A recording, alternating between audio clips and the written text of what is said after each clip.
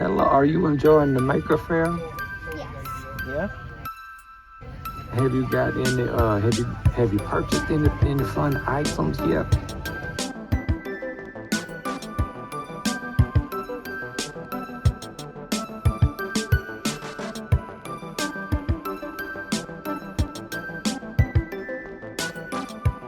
All right, thank you so much for that introduction. And I just want to say hello to everyone and welcome to MakerFaire Long Island 2022 edition. And my name is your host, the CrafsMan. And today, I guess we're going to just talk about... Hey, CrafsMan. Yes, Hold sir. on 1 sec. We got an airplane flying right over your head. Oh, okay. All right, and just speak as loud as you can, CrafsMan, because we're fighting some crowds here. Okay. All right. All right, let me to crank it. I'm going to crank the volume up a little bit. Come close so you can if you can't hear. All right, so let me know if anybody can't hear. First, I want to say that it's wonderful that y'all were able to finally get back together to do an in-person fair. And that the weather has held out good for y'all so far. I'm really glad about that. How many of y'all excited to be able to be around people again? Okay, well, I'm excited about it, and personally.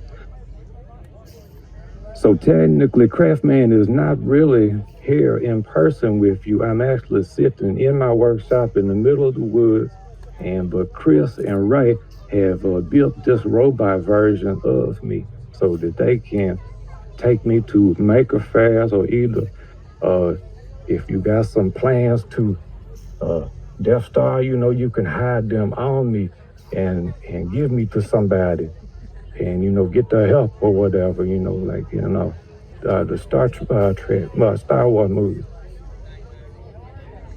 But this was a prototype model right here, so an even more realistic one is in the works. All right. One big thing that touched my heart was hearing about what you all did during the pandemic. And by you all, I'm talking about the maker community. Because we had, y'all remember the supply shortages, and y'all remember who it was that stepped up and took initiative to produce medical materials and supplies. That was you all, and that was just a wonderful thing to see. And so, makers, we make some silly things sometimes, but even by doing that, we also working on essential skills that can come into play during times of need, just like what happened the past 2 years. And let me know if anybody can't hear.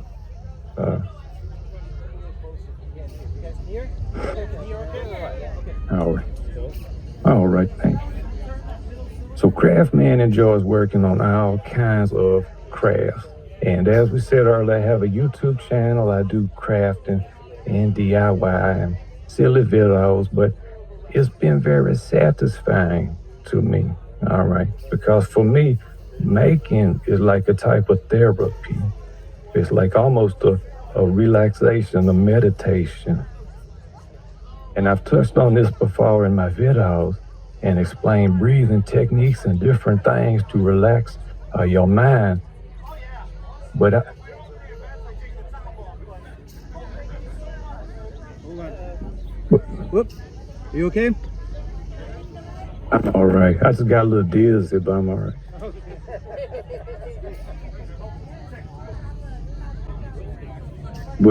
But for me, when I'm painting a figure, I'm kit bashing or a scratch build and doing any kind of creative task, I can just zone out and just get lost in it, And that's actually a valuable thing because we have switched our mind from the negative and over to something that we really like, and we lower the heart rate and lower the cortisol and our overall stress level. So I say all that to say I encourage you to take some time and think about what can you bring into the world, Be inspired by other people, but try not to get discouraged if they seem to be better than you, like theirs you think is better than mine. You know, first of all, you're doing this for yourself to bring some joy to you. So don't worry about comparison. And you might just be starting out, and they might have been doing it for 20 years, you know. So it's nice to be inspired by somebody, but I believe that we get into trouble if we try to exactly compare our work to their work, because it's just never going to be the same. So my advice is just to go ahead and whatever your style is, lean into it. All right. Now, besides, you know, straight up crafting, I have a lot of other interests, and one of them is stop motion animation. Do any of y'all here, by show of hands, do animation? 1, 2, 3. We got a few of y'all, okay? And I've been doing that a lot lately, and it's really brought me a lot of joy. It's tedious, but I really like to just get lost in it and bring these little characters to life. And so whatever it is, I encourage you all to try a bunch of different things, because you never know what you might like until you try it. You know, get your hands dirty, but be smart and wear you some gloves, you know. And people ask me a lot, you know, what inspires you, CrafsMan? I want to make something, but I don't know what to make.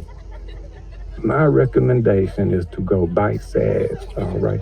B-I-T-E, or B-Y-T-E on the computer, meaning something that you can accomplish, all right? Bite-sized meaning you got tools and materials already at your house for it, and you could just jump right in using everyday items. That's going to make it easier to get started on something. But when you finish that small project, it's going to encourage you to make bigger projects, all right? So for me, sometimes I just take a walk in nature, get away from distractions of modern life, and maybe I see something interesting, or my mind will come up with a spark of an idea. So that's why I carry me a notebook at all times, all right? But not an expensive, you know, moleskin notebook. It's like a 50-cent pocket notebook. So that way I actually will use it, you know?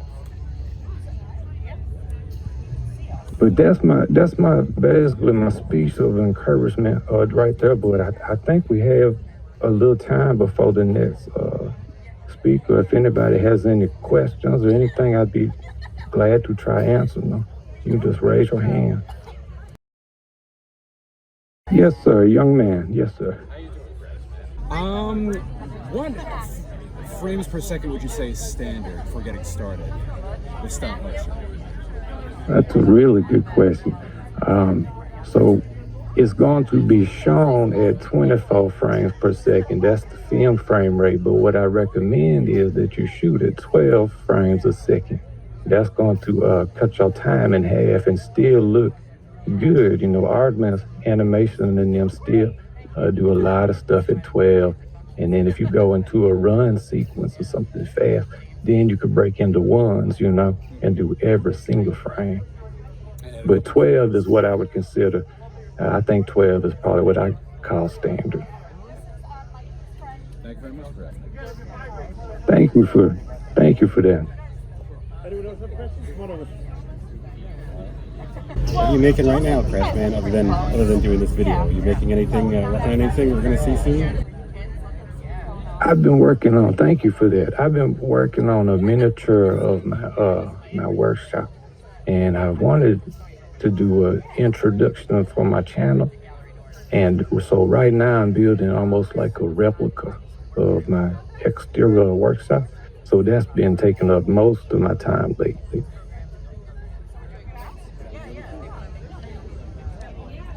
Thank you for that question. Come on over.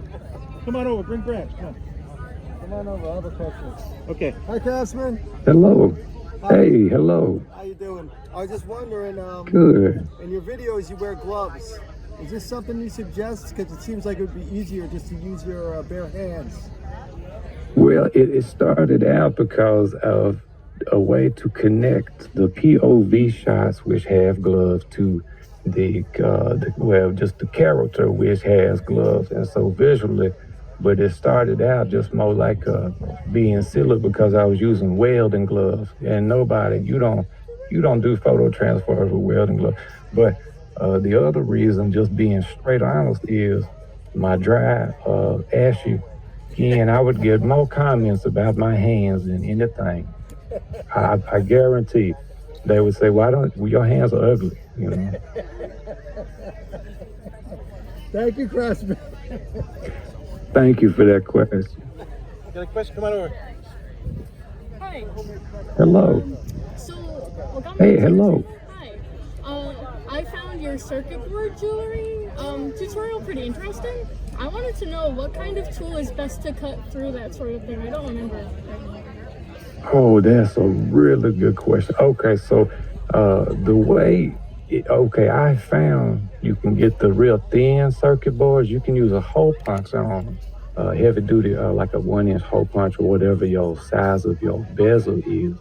But for the thicker boards, PVC boards, I like to use a hole saw with the pilot drill taken out of it.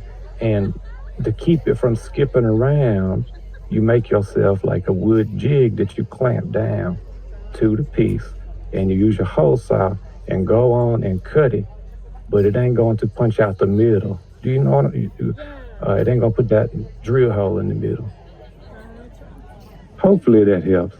Yeah, thank you. And you can always use some snips, but using snips, I can't ever get it round like I want. Thank you for that.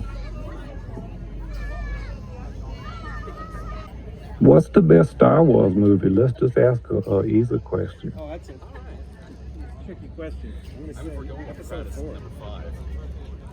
5. We had mixed answers here. Episode 5, episode 4. And I like Empire Strikes Back the best. What about you, CrafsMan? What's your favorite Star Trek episode? I mean Star Wars movie. Oh, mercy. Well, a lot of people, Empire Strike Back, from a filmmaking point of view, I think had the most going on. It went to a different level with Empire Strikes Back. You know what I'm saying? The drama, the story, it was very, very, and the way it ended, they normally end on a real hopeful note, you know what I mean? Like, it's very clear who the winner is, but at the end of that one, it was a weird kind of feeling. But that being said, I still rewatch Return of the Jedi more than any of them. I don't know why, just the speeder bikes, I guess, I don't know.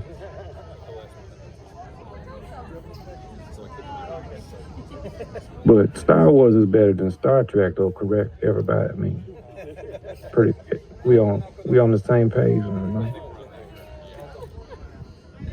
I'm just kidding. I like both of them.